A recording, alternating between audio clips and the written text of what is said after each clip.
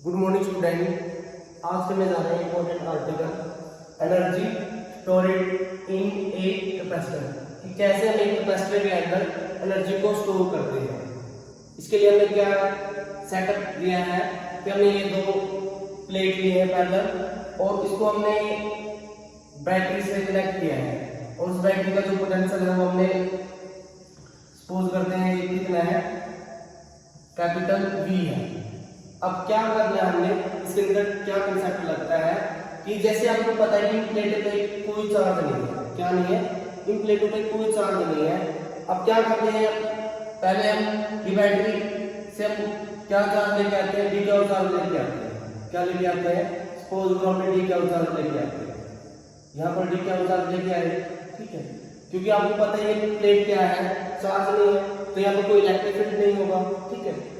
But जैसे ही ये charge आ जाएगा इस प्लेट पे, डी का चार्ज समान चार्ज लेके आ रहे हैं, ठीक है, इसके चारों ओर क्या प्रोड्यूस हो जाएगा, इसका अपना इलेक्ट्रिक फील्ड प्रोड्यूस हो जाएगा।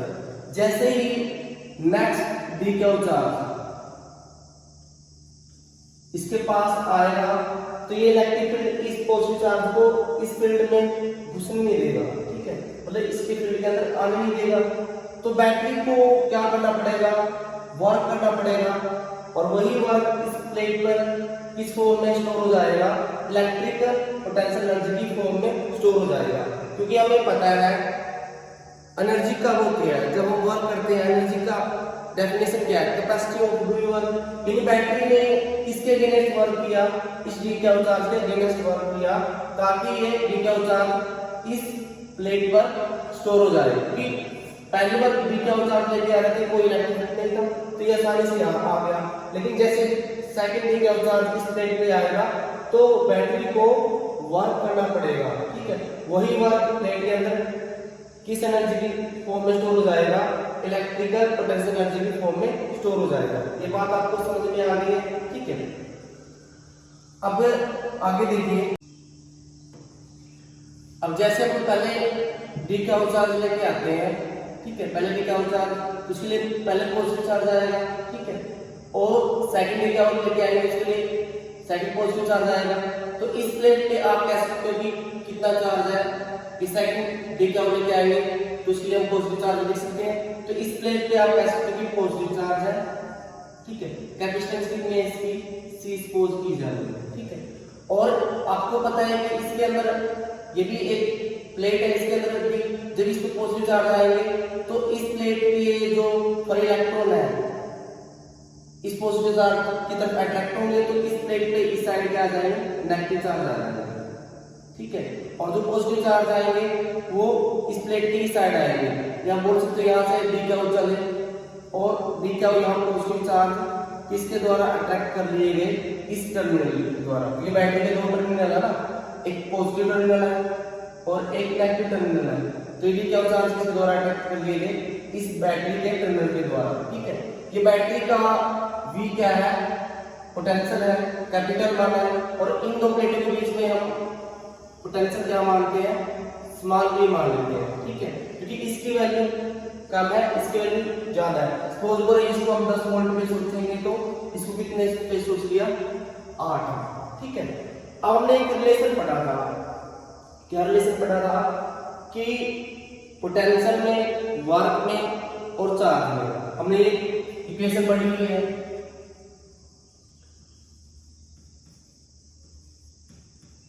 इन पोटेंशियल डिफरेंस किसके इक्वल होता है, जब आप वर्क करते हो एक जो भी चार्ज बनाते हो वो भी चार्ज आपका क्या है, डी का, ये पढ़ा हुआ आपने, ठीक है।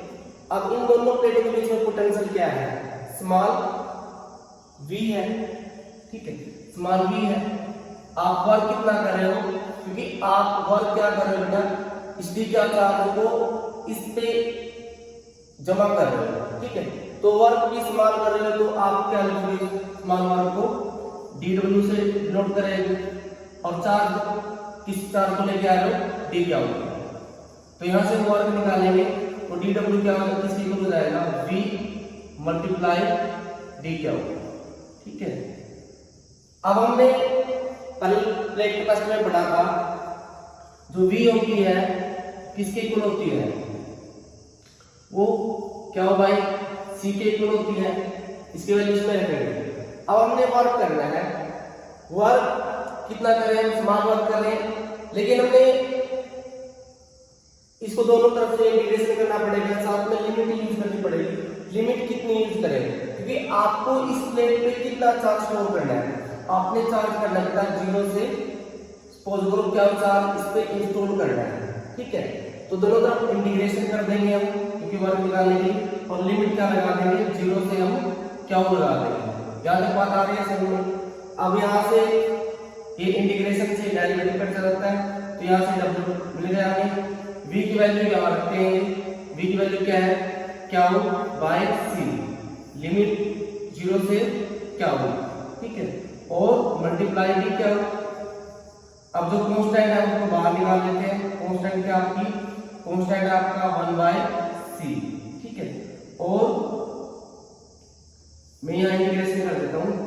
इंटीग्रेशन क्या होगा, क्या हो जाएगा, एक पावर हम बढ़ा देंगे और वही पावर हम नीचे शो करेंगे, ठीक है। क्योंकि क्या हो जाएगा, एक पावर है, एक पावर जोड़ी यहाँ लिख दी, और वही पावर जोड़ी है तो नीचे लिख दी, ठीक है।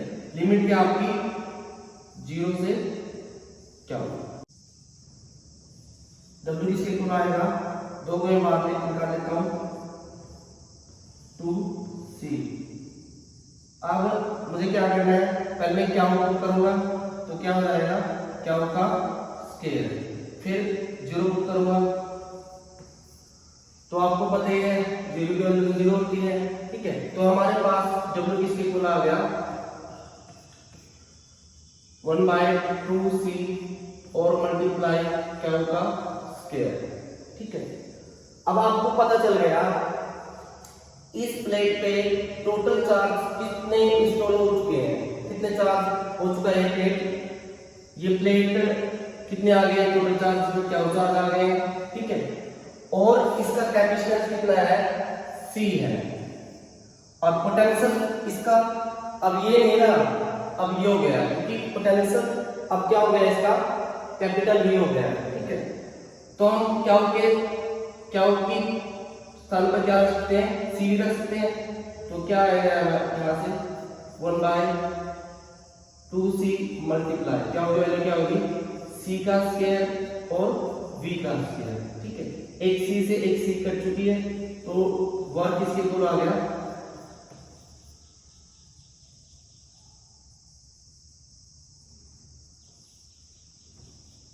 ये हो गया। इसी वर्क को जो हमने चार्ज को इस पे स्टोर किया है वो किस में स्टोर हो जाता है, इलेक्ट्रिकल पोटेंशियल एनर्जी के फॉर्म में स्टोर हो जाता है। तो W का हम क्या लिख सकते हैं, U लिख सकते हैं, ठीक है। उसके बाद एक बात और हम कर सकते हैं कि हमारे पास एक फॉर्मूला तो ये आ रहा है, ठीक है, एक फॉर्मूला ये आ रहा है, क्योंकि एनर्जी को वर्क को हम एनर्जी समझना है, ठीक है। अब हम यदि यहाँ CV और मल्टीप्लाई भी कैसे लिख सकते हैं, अब हमें पता है CV की वैल्यू क्या होती है, क्या होती है, क्या हो V। तो आपके पास एनर्जी के निकालने की फॉर्मूले क्या आती है, ठीक है। ये भी एक एनर्जी का फॉर्मूला है, ठीक है, ये भी एक एनर्जी का है। W को हमने क्या माना था, U माना था, ठीक है। हमारे पास कितने फॉर्मूले बन चुके हैं, जब आपके पास C और क्या हो तब भी आप एनर्जी निकाल सकते हो, जब आपके पास C और V हो तब भी निकाल सकते हो, जब आपके पास क्या हो और V हो तब भी आप एनर्जी निकाल सकते हो। तो ये क्या फॉर्मूला है, लास्ट फॉर्मूला है, तीनों फॉर्मूले के अंदर हाफ क्या हो V। इसका मतलब है कि जो बैटरी ने इस प्लेट को एनर्जी दी थी, प्लेटों तक एनर्जी कितनी स्टोर हुई है, हाफ एनर्जी स्टोर हुई है। हाफ एनर्जी कहाँ चली गई, जो ये वायरिंग हुई है ना, ये इस वायर ने क्या कर दिया, जो हाफ एनर्जी ले ली उसको किसमें रिलीज कर दिया, हीट एनर्जी के रूप में बाहर रिलीज कर दिया। तो जो बैटरी इन प्लेटों को एनर्जी दे रही थी उसका हाफ एनर्जी किसने कैप्चर कर ली, इस वायर में, क्योंकि हमने वायरिंग की है ना। तो इससे हमें ये पता चलता है कि बैटरी जो एनर्जी देती है उसका हाफ एनर्जी हमारा कहाँ लॉस हो जाता है, वायर में हो जाता है, इसके रूप में, हीट एनर्जी के रूप में, ठीक है। तो इससे हमें क्या पता चला कि कैसे हम एक कैपेसिटर को चार्ज कर सकते हैं, ठीक है, एनर्जी दे सकते हैं, ठीक है। आशा करता हूँ कि वीडियो पसंद आएगी। Thank you.